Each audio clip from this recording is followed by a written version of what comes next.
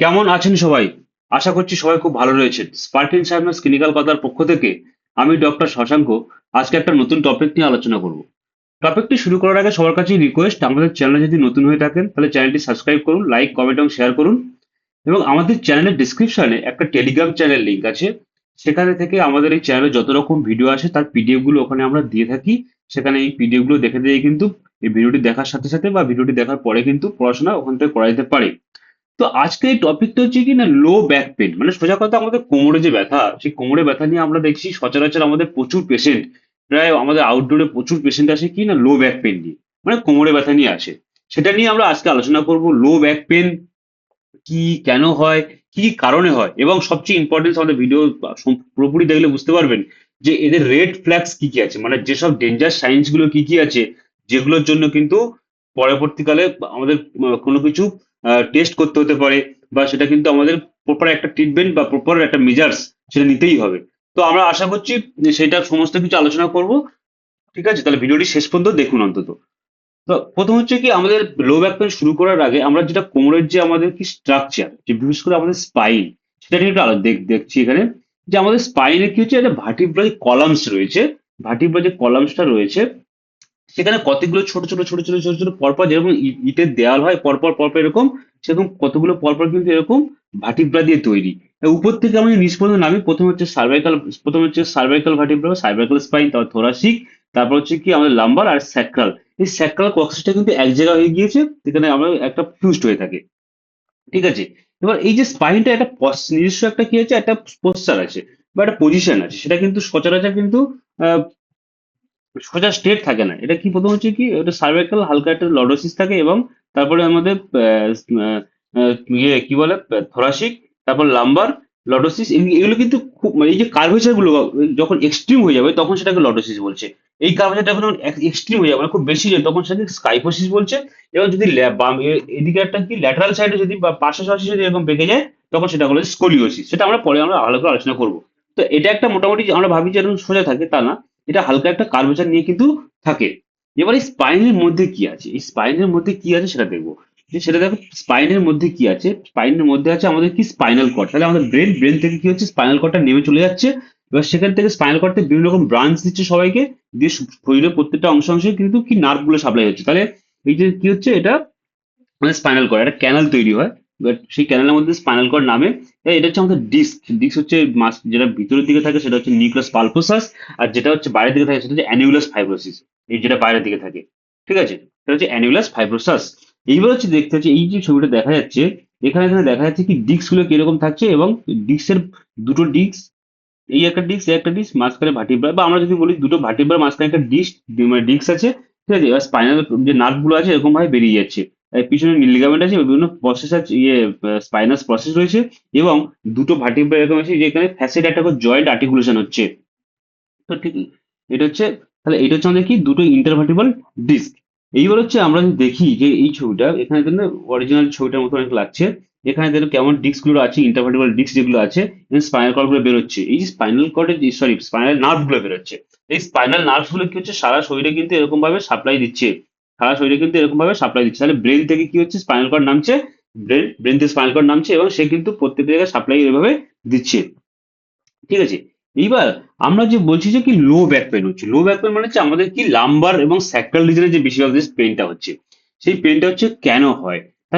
ঠিক আছে, এবার আমরা হচ্ছে হাই রিস্ক ফ্যাক্টর গুলো সেটা নিয়ে আলোচনা করবো। প্রথমত দেখতে পাচ্ছি যে আমাদের মাসেল উইকনেস, যদিও আমাদের যে পেশিগুলো আছে সেগুলো খুব দুর্বল হয়ে যাচ্ছে। তার কারণ কি, আমরা আমরা খুব অলসতার সাথে জীবনযাপন করছি। আমার বা এরকম হতে পারে, অলস নয়, আমরা কাজকর্ম প্রচুর করি, কিন্তু হয়তো সারাক্ষণ মানে মানে এক্সারসাইজ বা ব্যায়াম করার কোনো সময় পাই না। তাহলে ব্যায়াম না করার জন্য কি হচ্ছে, আমাদের যে মাসেলস গুলো আছে, যে পেশিগুলো আছে, সেগুলো খুব দুর্বল হয়ে যাচ্ছে। তাহলে একটা মাসেল উইকনেস হচ্ছে, এবং আমাদের এক্সারসাইজ না করার জন্য, তাহলে এগুলো হওয়ার জন্য কি হচ্ছে, আমাদের যে স্পাইনাল কর্ড, যে যে স্ট্রাকচারটা আছে, কলামটা আছে, ওর চাইতে কিন্তু মাসেলস গুলো রয়েছে, এই মাসেলস গুলো আছে। এই মাসেলস গুলো কি করছে, এই মাসেল গুলো কিন্তু ওকে কিন্তু আর সাপোর্ট দিতে পারছে না। তার জন্য কি হচ্ছে, স্পাইনাল কর্ডের উপর একটা প্রেসার পড়ে যাচ্ছে। সেই জন্য করে কিন্তু একটা ব্যাক পেন শুরু হচ্ছে। ঠিক আছে। এবার আমরা কি বলছি, যে ব্যাক পোস্চার, যে আমরা যে বিভিন্ন রকম যে কাজ, অফিসে কাজ করছে বা কোথাও ও যে কোনো জায়গায়, টিচিং থেকে শুরু করে সমস্ত জায়গায় সব চুপচাপ, মানে সোজা হয়ে বসছে না, বেঁকে যাই, মানে যে কোনো কাজের ক্ষেত্রে হ্যাঁ, ঠিকঠাক করে বসা হচ্ছে না, দেখতে আমরা বেঁকে বসে আছে, ঠিক আছে, সেই ব্যাড পোস্টারের জন্য এটা হতে পারে, ঠিক আছে। বিশেষ করে ঘুমানোর সময় যদি ঠিকঠাক পোস্টারে না ঘুমায় সেজন্য হতে পারে, হাঁটার সময় অনেকে আছে সারাক্ষণ ঝুঁকে এরকম হাঁটছে, সেজন্য কিন্তু ব্যাক পেন হতে পারে। এবার হচ্ছে কি হচ্ছে না, ওবেসিটি, ওটা হাই ওয়েট। আমাদের সমস্ত বডির যে ওজনটা আছে সেটা কি আমাদের স্পাইনাল কর্ড দিয়ে নেমে, কোথাও হাঁটু দিয়ে নেমে পায়ের মধ্যে দিয়ে মাটির নিচে ওয়েটটা ট্রান্সমিট হয়, মানে ওয়েট আমাদের যে ওজনটা সেটা উম, ছড়িয়ে পড়ে। এবার গন্ডগোলটা কি হচ্ছে, যদি কারো ওজন বেশি হয় তাহলে কি হচ্ছে, আমাদের স্বাভাবিক স্পাইনাল কর্ডের উপর একটা চাপ পড়ছে, তাহলে একটা পেন হওয়ার সম্ভাবনা আছে। আর একটা কি হচ্ছে যে আমরা যে বিশেষ করে যে লেবার শ্রেণীর লোকজন আছে, যারা হচ্ছে শ্রমিক শ্রেণীর লোকজন, তাদের কিন্তু একটা সারাদিন একটা পরিশ্রম করতে হয়, এবং সেই যে পরিশ্রম করতে গিয়ে বা বিভিন্ন কাজের ক্ষেত্রে দেখা যাচ্ছে যে প্রচন্ড ভারী ভারী জিনিসপত্র তুলতে হয়, বিশেষ করে যে এই যে কাঠের গুঁড়ি থেকে শুরু করে ভারী বালতির জল, সিমেন্টের বস্তা থেকে শুরু করে, বা ডেলিভারি বয়ের মতো বিভিন্ন রকম কোনো কিছু ডেলিভারি দেওয়ার জন্য, বা এরকম সামনে থেকে ঝুঁকে একটা কাজ করতে হচ্ছে। তো এইসব ক্ষেত্রে কি দেখা যাচ্ছে, এইসব ক্ষেত্রে অ্যাকিউট ব্যাক ইনজুরি বা হওয়ার সম্ভাবনা অনেক বেশি। সেই জন্য মাসেল গুলো কি স্প্যাজম হয়ে থাকে, শক্ত হয়ে থাকে, এবং পা হাত পা একদম নাড়াতেই পারে না, এমন একটা ব্যথা শুরু হয়ে যায়, ঠিক আছে। তাহলে এটা কিন্তু একটা কি তার প্রফেশনাল মানে তার কাজ কর্মজীবনের সাথে কিন্তু একটা ব্যাক পেনের কিন্তু একটা সম্পর্ক আছে, ঠিক আছে। এইবার কি হচ্ছে, স্মোকিং, যারা কিন্তু এগুলো খুব স্মোক করে, তাই কি নিকোটিন কি করছে, ব্লাড সাপ্লাইকে কমিয়ে দিচ্ছে। আর হচ্ছে কি, আমরা যদি কোনো রকম ভাবে ছোট ইনজুরি হয়, সেই ইনজুরিটাকে কিন্তু হিলিং করতে দেয় না, মানে তাড়াতাড়ি সারতে মানে হেল্প করে না, ঠিক আছে, মানে দেরি করে সারায়। যার জন্য কি হচ্ছে, ওই ডিস্ক গুলো ছিল, যে দুটো ভার্টিব্রার মাঝখানে যে ডিস্ক গুলো ছিল, হ্যাঁ, ওই ডিস্ক গুলো কিন্তু আস্তে আস্তে কিন্তু ডিজেনারেশন হয়ে যায়, নষ্ট হয়ে যায়, ঠিক আছে। এটা হচ্ছে স্মোকিং। এরপরে কি হচ্ছে, কার যে স্ট্রেস যদি বাড়ে, কার যে চিন্তা করছে, তার ভয় লাগছে, অ্যাংজাইটি, সেদিকে ব্যাক পেন হতে পারে, ঠিক আছে। ঘুমানো ঠিকঠাক যদি না হয়, ঠিক আছে, কোনো একটা ইনজুরি হয়েছে তার জন্য হতে পারে, এবং আমাদের এজ রিলেটেড বিভিন্ন অস্টিওপোরোসিস চেঞ্জেস বা এজ রিলেটেড, সেজন্য বিভিন্ন সাপ্লিমেন্ট, ভিটামিন ডেফিসিয়েন্সির জন্য এগুলো কিন্তু আমাদের ব্যাক পেন হতে পারে, ঠিক আছে। এবার যদি আমরা যদি একটা পেশেন্ট যদি আসে, তাহলে কি নিয়ে আসছে, বা এটা আমরা যদি সাধারণ মানুষ বলি আমাদের ব্যাক পেন হচ্ছে, তাহলে সেই পেনটাকে আমরা দেখতে পারবো কিভাবে, এলিসিট করবো, মানে কিভাবে আমরা পেনটাকে দেখবো, মানে পেশেন্ট আসছে পেন, তাহলে পেনটা তো কমপ্লিট হচ্ছে, এবার পেনটা দেখতে হবে পেনটা কি পা দিয়ে ছড়িয়ে যাচ্ছে কোথাও, বা একটা দিক বা দুদিক দিয়ে হচ্ছে, বা পায়ে জ্বালা জ্বালা সেন্সেশন হচ্ছে, এগুলো দেখতে হবে। এবং সামনের দিকে ঝুঁকলে যদি পেনটা কি হচ্ছে বেড়ে যাচ্ছে, বা প্রলং সিটিং অনেকক্ষণ ধরে বসে থাকলে পেনটা বাড়ছে, তার মানে দেখতে হবে যে আমাদের স্পাইনাল কর্ডের সামনের দিকের অংশের কোনো গন্ডগোল আছে। এবার দেখা যাচ্ছে পিছনের দিকে যদি এরকম করা হয়, মানে এক্সটেনশন করে যদি দেখা যাচ্ছে পেনটা কমে যায়, তার মানে কি হচ্ছে, যে জয়েন্টস গুলো ছিল, যে ভার্টিব্রা, যে ইন্টারভার্টিব্রাল যে যে ফ্যাসেট জয়েন্টস গুলো আছে, ইন্টার আর্টিকুলার জয়েন্টস, সেই জয়েন্টস গুলো কি হচ্ছে না কোনো গন্ডগোল আছে, বা আমাদের যে নার্ভের যে ক্যানাল যেখান থেকে স্পাইনাল কর্ডটা নামছে, ওই নার্ভ ওই ক্যানাল কোনো স্টেনোসিস হচ্ছে, বা আমাদের যে একদম স্যাক্রোইলিয়াক জয়েন্ট, পিছনের দিকে যে জয়েন্ট একদম শেষের দিকে যে আমাদের কক্সিস আছে, তার উপর যে স্যাক্রামটা আছে, তারপরে লাম্বার ভার্টিব্রা, ওই যে জয়েন্টস গুলো রয়েছে সেখানে যদি কোনো গন্ডগোল আছে, তাহলে থাকতে পারে। কখন তাহলে বুঝবো, একটা হচ্ছে এক্সটেনশনের ফ্লেকশন এবং প্রোলং সিটিং যদি হয়, তাহলে পেনটা যদি বেড়ে যায়, তাহলে সেটা হচ্ছে কি আমাদের অ্যান্টিরিয়র সাইডের প্রবলেম। আর যদি এক্সটেনশন করে যদি পেনটা বাড়ে, তাহলে আমাদের বুঝতে হবে যে ফ্যাসেট বা স্টেনোসিস বা স্যাক্রোইলিয়াক জয়েন্টের প্রবলেম হচ্ছে, তাহলে আমাদের পেন হয়ে গেল। এবার পেশেন্টটাকে কি করছি, আর পেশেন্টটাকে বিভিন্ন রকম রেড ফ্ল্যাগ নিয়ে আলোচনা করব।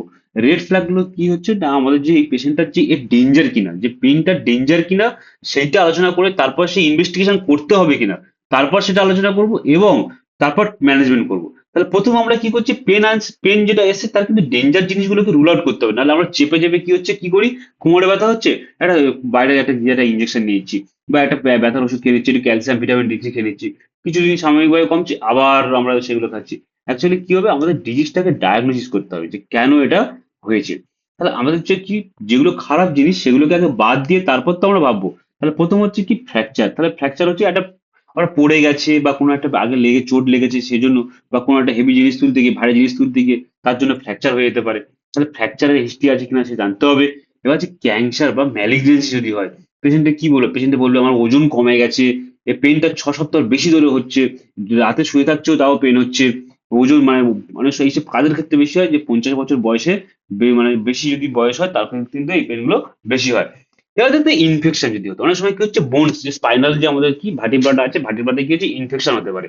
ইনফেকশনের জন্য কি হবে, তাহলে কি কি আসবে আমাদের, পেশেন্টের কোনো জ্বর হয়েছে, বা রিসেন্ট কোনো ইনফেকশন হয়েছিল, তার হয়তো কোনো নিউমোনিয়া হয়েছে, বা ইউরিনের ইনফেকশন হয়েছিল, ঠিক আছে, বা আমাদের যে পায়ে বা কোথাও সেলুলাইটিস হয়েছিল, সেগুলো কিন্তু দেখতে হবে।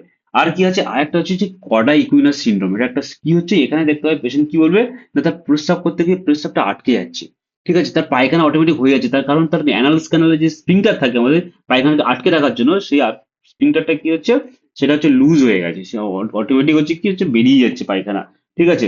আরেকটা হচ্ছে পায়ে খুব দুর্বল হবে, পা হচ্ছে কি মানে পায়ে হচ্ছে কি নার্ভের সেন্সেশন কমে যাবে, বা ওখানে হচ্ছে মোটর নার্ভ যে আমাদের যে চলাচল করতে অসক্ষম হবে। ঠিক আছে। এইবার আরেকটা জিনিস হতে পারে যে পায়খানা যে এই যে ছবিটা দেখাচ্ছি এখানে দেখো, এই জায়গাটা কিন্তু কি হচ্ছে যে একটা সেন্সেশনটা কমে যাবে, সেটাকে বলছে স্যাডেল অ্যানাস্থেসিয়া হয়ে যাবে। তাহলে এইটা হচ্ছে কি কডাইকুইনাস সিনড্রোম। কডাইকুইনাস সিনড্রোম কিন্তু একটা এমার্জেন্সি, এখানে কিন্তু আর্জেন্ট আমরা ওটি করি, কারণ আমরা যে স্পাইনাল কর্ড নিচের দিকে নামছে গিয়ে একটা এরকম কোণ তৈরি হয়ে যায়, মানে একটা ফানেল শেপ হয়ে যায়, ওই জায়গাটা কডাইকুইনা, ওই জায়গায় চাপ পড়ছে বলে এটা হচ্ছে। তাহলে এই জন্য কিন্তু আর্জেন্ট ওটি করে ওই জায়গায় যে চাপ পড়ছে সেই চাপটাকে তুলে দিতে হবে, মানে ডিকম্প্রেশন করতে হবে। ঠিক আছে। এবারে কি হচ্ছে, এগুলো ছাড়াও কোনো কোনো মানে এমনি মেডিকেল কজ সেগুলো কি করছে আমাদের ব্যাক পেনের সাথে কি করছে মিমিক্রি করছে, মানে তাদেরকে অনেক সময় মিশে যাচ্ছে, আমরা কিন্তু সেগুলো ভালো করে আলাদা করতে পারছি না। সেটা কি পেপটিক আলসারের পেন, যদি কারো পেপটিক আলসার হয় সেটা কি ব্যাক সাইড অনেক সময় রেডিয়েট করে, সেই জন্য কি হচ্ছে সেই পেনটা মনে হচ্ছে ব্যাক পেন হচ্ছে। আবার কি হচ্ছে রেনাল স্টোন যদি হয়, কিডনিতে পাথর হচ্ছে, আমাদের গয়ের সাইডে পেন হচ্ছে, অনেক সময় ব্যাকের সাইডে যাচ্ছে, সেটা হচ্ছে হতে পারে। প্যানক্রেটাইটিসের পেন হচ্ছে, সেটা হতে পারে। আবার হচ্ছে আমাদের যে বড় যে অ্যাওর্টাটা নিচে নেমেছে সেই অ্যাওর্টাটা যদি কোনো জায়গায় চুপসে যায়, অ্যানিউরিজম হয়ে যায়, সেক্ষেত্রে কিন্তু অনেক সময় ব্যাক পেন হয়। ঠিক আছে। এইগুলো কিন্তু আমাদের কি হলো, তাহলে পেন ডেঞ্জার বা রেড রেড যে ফ্ল্যাগস গুলো আছে সেগুলো কিন্তু আমরা আলাদা করে নিতে হবে, তারপরে আমরা ম্যানেজমেন্ট করতে যাবো। তাহলে এবার প্রথমে এবার কি হচ্ছে আমরা এই এক্সামিনেশন করব। তাহলে প্রথমে পেশেন্টকে আমরা কি দেখতে পাচ্ছি, পেশেন্ট যে আসছে, পেশেন্টে আমরা প্রথমে কিছু হিস্ট্রি ফিস্ট্রি নিলাম, পেশেন্টের হিস্ট্রি নেওয়া হয়ে গেলে এবার এক্সামিনেশন করবো। তাহলে পেশেন্টকে প্রথম স্ট্যান্ডিং পজিশনে দাঁড় করিয়ে দিচ্ছি যে কোনো রকম ভিজিবল, মানে আমরা দেখতে পাচ্ছি কোনো রকম অ্যাবনর্মাল আছে কিনা। ধরো এই যে পিঠের দিয়ে ফুলে আছে, মানে কি তার কার্ভেচারের গন্ডগোল হয়েছে, তার মানে কি এটা হচ্ছে স্কাইফোসিস হয়ে গেছে, বা এক সাইডে বেঁকে গেছে, তাহলে এটা কি হচ্ছে যে এটা যে স্কোলিওসিস আছে কিনা, বা এইটা যে এই অতিরিক্ত পিছনের দিকে বেঁকে গেছে, তাহলে কি হচ্ছে লর্ডোসিস হয়েছে কিনা, লাম্বার লর্ডোসিস হয়েছে, এটা লাম্বার লর্ডোসিস হয়েছে কিনা দেখতে হবে। এবার যদি কোনো কারো এক্সরে থাকে, তাই এক্সরে ফাইন্ডিং আমরা কি কি দেখতে পারি নর্মালি, আমরা এক্সরে ফাইন্ডিং কি আছে, একটা জয়েন্ট, একটা ডিস্ক আর একটা ডিস্কের উপর স্লিপ খেয়ে গেছে, সেটাকে বলা হচ্ছে স্পন্ডাইলোলিস্থেসিস, সেটা হচ্ছে স্পন্ডাইলোলিস্থেসিস। আর একটা দেখো এই যে ইন্টার আর্টিকুলার যে ফ্যাসেট জয়েন্ট যে ফ্র্যাকচারটা হয়েছে, সেটা হচ্ছে স্পন্ডাইলোলাইসিস। এবার এইটা যেটা হচ্ছে দেখো ছোট ছোট স্পার হয়ে গেছে, এটা নর্মাল, এগুলো ছোট ছোট স্পার, বনি স্পার তৈরি হয়েছে, এটা হচ্ছে স্পন্ডাইলোসিস, এটা হচ্ছে স্পন্ডাইলোসিস। আর একটা কি হতে পারে, অনেক সময় ইনফ্লামেটরি চেঞ্জেস হচ্ছে, বিশেষ করে কোনো রিউমাটিক ডিজিজ যেগুলো হয়, আহ, সেখানে কি হচ্ছে এগুলো কিন্তু একটা বাম্বুর মতো বাঁশের মতো হয়ে গেছে দেখো, এটা স্পাইনাল কর্ডটা, এটা হচ্ছে অ্যাঙ্কালজি স্পন্ডাইলাইটিস। তাহলে আমরা কি বলছি, স্পন্ডাইলো, এটা হচ্ছে কি স্পন্ডাইলো লিস্থেসিস। লিস্থেসিস কথার অর্থ হচ্ছে একটা জয়েন্ট আর একটা জয়েন্ট স্লিপ করে যাচ্ছে। এটা হচ্ছে কি ফ্র্যাকচার হলে থাকে স্পন্ডাইলো লাইসিস, লাইসিস হয়ে যাচ্ছে, মানে ফ্র্যাকচার হয়ে যাচ্ছে। আর একটা কি স্পার হচ্ছে মানে কি স্পন্ডাইলোসিস। তাহলে স্পন্ডাইলোসিস আর স্পন্ডাইলোলাইসিস দুটো আলাদা কিন্তু। আর একটা হচ্ছে স্পন্ডাইলাইটিস, মানে এখানে ইনফ্লামেশন বা ইনফেকশন কিছু একটা থাকবে। ঠিক আছে। এইগুলো কিন্তু আমরা এক্সরেতে আমরা বুঝতে পারবো। ঠিক আছে। এবার হচ্ছে আমরা কি হচ্ছে স্ট্যান্ডিং পজিশনে এগুলো আমরা দেখতে পাচ্ছি। এবার হচ্ছে আমাদের সিটিং পজিশনে পেশেন্টের বলবো যে মোটর মুভমেন্ট, যে আমাদের হাঁটু হাঁটু এদিক এদিক করতে বলছি, যে মাসেল গুলো কাজ করছে কিনা। আমাদের হচ্ছে রিফ্লেক্স নিজ আর্ক, মানে আমাদের হাঁটু যে রিফ্লেক্সটা আছে সেগুলো দেখতে পারবো। পেশেন্টকে সুপাইন পজিশনে বলতে হবে, পেশেন্ট সুপাইন পজিশনে পেশেন্টের বিভিন্ন রকম হিপ জয়েন্ট, আমাদের যে কোমরের জয়েন্ট আছে সেগুলো ঘোরাতে বলতে হবে, তার মুভমেন্ট গুলো ঠিকঠাক আছে কিনা দেখতে হবে। হ্যাঁ, প্রন পজিশনে আমরা কি করবো, প্রন মানে পেশেন্টকে উপরে উপরে শুতে বলবো, সেখানে কি হচ্ছে আমরা স্পাইনাল কর্ডটাকে ট্রেস করে উপরের দিকে যেতে হবে, কোনো একটা লোকালাইজ টেন্ডারনেস আছে কিনা বা কোনো অ্যাবনর্মাল আছে কিনা আমরা দেখতে হবে।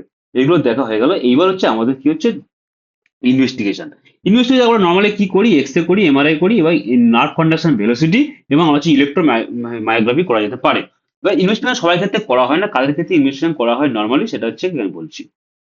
কাদের ক্ষেত্রে করবো, যদি আমাদের দেখা যাচ্ছে কি কি হতে পারে, যে পসিবল একটা ফ্র্যাকচার হচ্ছে, আমাদের কোনো পেশেন্ট একটা ভালো মতো একটা হিস্ট্রি দিচ্ছে কি না, পেশেন্ট হচ্ছে কি না সে পড়ে গেছিল বা অ্যাক্সিডেন্ট হয়েছিল সেটা।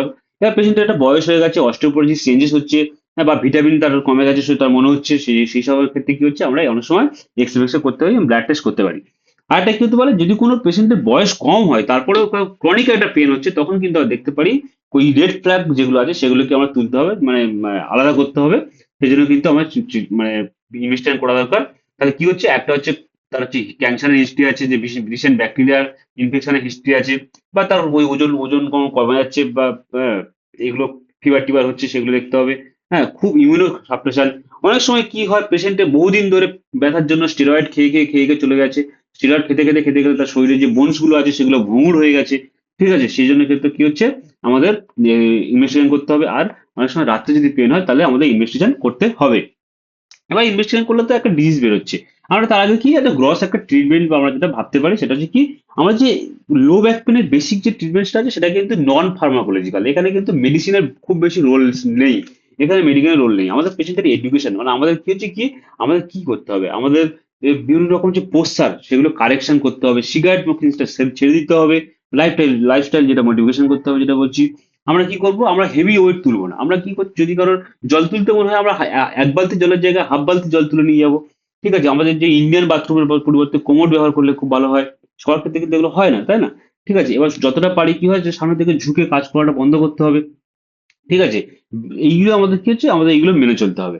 আর কি হচ্ছে, আমাদের এক্সারসাইজ করতে হবে, এগুলো কি হচ্ছে ফিজিওথেরাপি করতে হবে। ফিজিওথেরাপি গুলো মেনলি কি হয় না, আমাদের যে মাসেলস গুলো আছে, ব্যাক মাসেল এবং যে গ্লুটিয়াল যে মাসেলস গুলো আছে, হ্যামস্ট্রিং যে মাসেলস গুলো আছে, কোয়াড্রিসেপস যে মাসেলস গুলো আছে, এই মাসেল গুলোকে স্ট্রং করাতে হবে। করলে কি হবে না, আমাদের একটা ব্যাক, তাহলে আমাদের এই ব্যাকবোন যেটা আছে স্পাইনাল কর্ডটাকে সাপোর্ট দিতে পারবে, তাহলে পেনটা অনেকটা কমে যাবে। তাহলে আমাদের মাসেল স্ট্রেংথেনিং এবং মাসেল স্টেবিলাইজিং যে এক্সারসাইজ গুলো আছে ফিজিওথেরাপি, সেগুলো কিন্তু করতে হবে। এবং ফিজিওথেরাপির নিয়ম হচ্ছে অ্যাকিউট পেনে ফিজিওথেরাপির খুব একটা রোল নেই, ক্রনিক পেনে ফিজিওথেরাপির রোল আছে, অ্যাকিউট পেনে করতে গেলে আরো উল্টো হতে হিতে বিপরীত হতে পারে। ওই জন্য করে ফিজিওথেরাপিটা কিন্তু কোনো ফিজিওথেরাপিস্টকে দিয়ে প্রথমে দেখিয়ে নেওয়া উচিত, তারপর সেটাকে বাড়িতে রেগুলার প্র্যাকটিস করা, অন্তত সপ্তাহে 5 দিন প্র্যাকটিস করতে হবে। ঠিক আছে, এটা হচ্ছে নন ফার্মাকোলজিক্যাল ব্যাপার। এবার হচ্ছে আমার অনেক সময় কি হচ্ছে, হিট এবং কোল্ড থেরাপি বিভিন্ন রকম দেওয়া হয়, সেগুলো কিন্তু সাময়িক একটা সিমটোম্যাটিক ট্রিটমেন্ট ভালো হবে।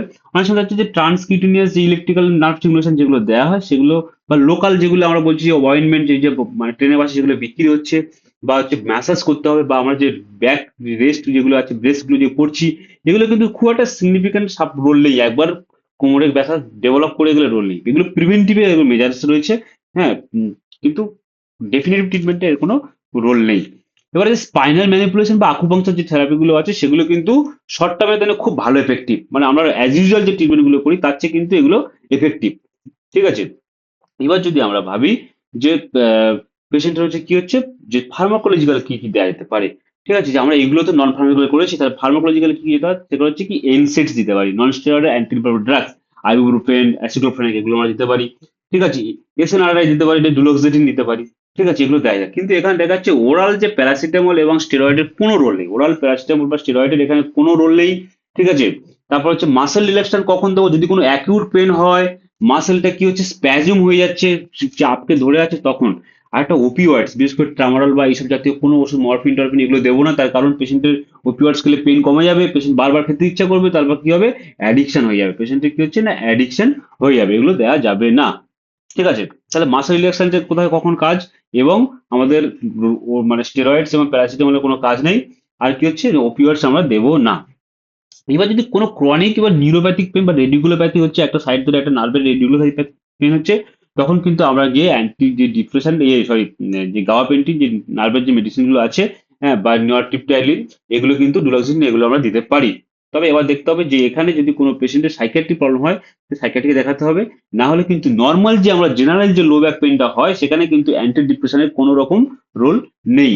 এবার অনেক সময় দেখা যাচ্ছে যে পেশেন্টের ক্রনিক পেন হচ্ছে, রেডিকুলোপ্যাথি হচ্ছে, বা একটা নার্ভ রুট কোনো চাপ পড়ছে, সেগুলো তো ডিকম্প্রেস করে সার্জারি করতে হচ্ছে। এবার অনেক সময় দেখা যাচ্ছে স্যাক্রোইলিয়াক যে জয়েন্টসটা আছে, আমরা যেটা বলছিলাম যে আমাদের পুরো একদম নিচের দিকে যে জয়েন্টস গুলো রয়েছে, সেগুলো অনেক সময় কি হচ্ছে, সেখানে যে পেন গুলো হয় সেখানে কিন্তু আমরা অনেক সময় স্টেরয়েডের যদি ইনজেকশন দেওয়া যেতে পারে, অথবা যদি রেডিও অ্যাব্লেশন ফ্রিকোয়েন্সি দিয়ে যদি অনেক কিছু রেডিও ফ্রিকোয়েন্সি যে অ্যাব্লেশন হয় সেই থেরাপি যদি কিছু করা যেতে পারে, তখন কিন্তু সেগুলো পেনগুলো রিলিফ হয়। ঠিক আছে, এবার আমরা যদি আমরা প্রথমেই ভিডিওতে শুরুতে বলেছিলাম যে কডা ইকুইনাস সিনড্রোম যেটা একটা খুব ইমার্জেন্সি, সেখানে কিন্তু আমাদের সার্জারি করতে হবে। তো আমাদের এই ভিডিও থেকে আমরা কি জানলাম, যে একটা লো ব্যাক পেন বা কোমরে ব্যথার কারণ কি, তার হাই রিস্ক কি হতে পারে, কখন টেস্ট করব কখন করব না। তাহলে আমাদের মোটামুটি 6 সপ্তাহ বেশি যদি পেন হয় বেশি হয়, তাহলে সেটা কিন্তু রিস্কের জায়গায় চলে যাচ্ছে, এবং কি কি রেড ফ্ল্যাগস আছে, এবং সেই রেড ফ্ল্যাগস এর কি কি কারণে হতে পারে, সেটা কি করে আমরা আলাদা করে নেবো। যে ফ্র্যাকচার হলে, ম্যালিগনেন্সি হলে, ইনফেকশন হলে, সেগুলো আলাদা আলাদা করে কিভাবে আমরা সেগুলো আলোচনা করলাম, এবং তার ম্যানেজমেন্ট, সেটা ফার্মাকোলজি ওষুধ ছাড়া কি কি আমাদের মেজার্স করতে হবে, এবং ওষুধ ব্যবহারে কি কি করতে হবে সেটা আমরা আলোচনা করলাম, এবং আমাদের সার্জিক্যাল ট্রিটমেন্ট কি করে আলোচনা করলাম। তো আশা করছি ভিডিওটি সবার ভালো লেগেছে, যদি ভালো লেগে থাকে আমাদের চ্যানেলটি সাবস্ক্রাইব করুন, লাইক কমেন্ট শেয়ার করুন, এবং এই ভিডিওটি অন্যদেরকে দেখতে সুবিধা করে দিন। সবাইকে অসংখ্য ধন্যবাদ ভিডিওটি দেখার জন্য।